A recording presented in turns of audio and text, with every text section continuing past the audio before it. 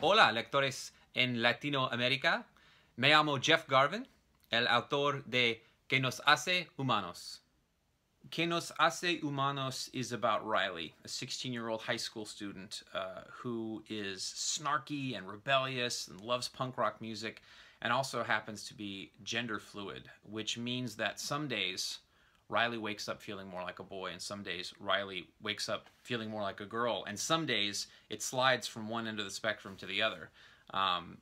Riley's dad is a congressman running for re-election in a very conservative part of Southern California called Orange County, and Riley starts an anonymous blog to deal with the tension at home and the bullying and the harassment at school, and the blog goes viral, and an anonymous commenter threatens to out Riley to the world. I wrote ¿Qué nos hace humanos? Because of a conversation that I had that was very inspiring and disturbing. I was in a car with some friends and some acquaintances, and the driver, let's call her Jane, brought up a court case that was pending in my county in which a transgender student was suing the school district for the right to use the locker room that aligned with their gender identity rather than their birth-assigned gender. And when Jane brought this conversation up, I thought, oh, this is great.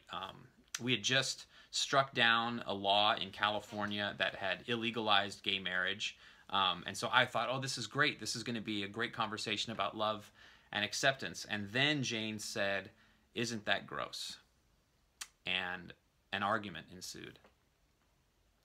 I woke up the next morning thinking about that student, about that transgender student, and thinking how brave they were to not only come out at school, but to stand up in court and in front of newspaper reporters and fight for the right of all transgender students. And so I sat down to write, and what came out was Riley's first blog post that appears on the first page of the book. Gracias por mirar.